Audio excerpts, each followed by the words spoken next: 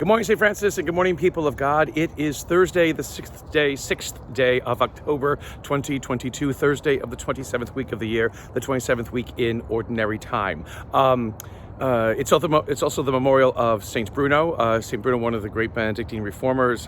He built the Grande Chartreuse, the great chapter house, the great house of Benedictines outside of Paris. I think it was, or in France, someplace. It was in France. But there's a great painting always that shows Saint Bruno finally entering the Grande Chartreuse when it was finally built. He lived in the 1100s around there, and I think that's where the liqueur Chartreuse, I guess, came from. Also, maybe I think it's cultivated there. Anyway, St. Bruno's an optional memorial today. So coming back online, because yesterday was ridiculous. We had priest council, and then there was the celebration of the 80th anniversary of the founding of Immaculate Conception Mission in Rocky Mount. And so there was a lot of traveling and everywhere. I never got a chance to do this. So finally back on track again.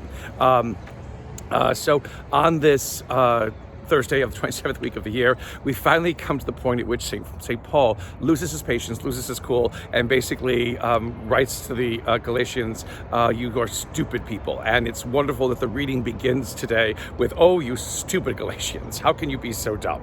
Again, stupid is often a word that we tell our children not to use, but Paul uses it in Scripture. So again, how do we navigate all of that all the time? But Paul finally basically is saying, again, the problem with the Galatians is that they did not want to give up on some of the prescriptions and some of the regiments of the law. And again, this is always the truth at times, is that we would rather live with the law, live under the law, than letting the law serve us and allow us to become the people that God intends us to be.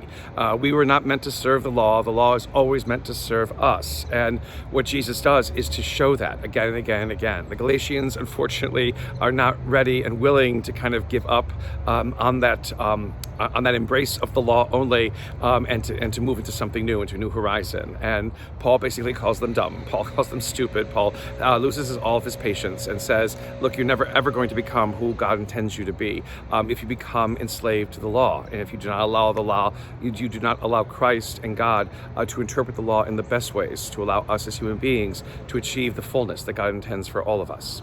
That fullness, perhaps, is a part of what Luke's gospel kind of gets into today, where Jesus kind of gives pithy maxim parables today about persistence and about, again, a friend, who needs something from another friend. I think it's bread.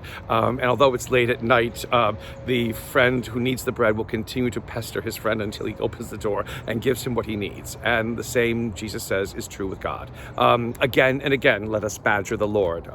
Let's see, the great musical composer Michael Johnkus once said.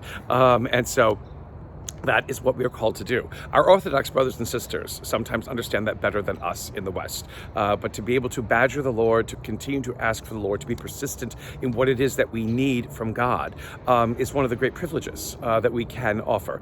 It may be exhausting and it may not be convenient at times. We may want God to give us what it is that we want and what it is that we need at a moment's notice. But sometimes there is the need to let things wait and to grow and to become what it is that they are meant to become, so they can become even more fuller, more fully understood, more fully embraced, more fully lived in our lives. It is persistence in asking God. It is persistence in waiting upon God's answer. It is persistence in being vigilant for seeing where God is active in our lives. If we aren't, then there is only despair and hopelessness in front of us, and that is never ever what God desires for us. That persistence allows us to have the fullness of life, the joy of life, and whatever it is that life comes to bring us, of God's mercy, of God's peace, and God's love. And may the Lord give you his peace.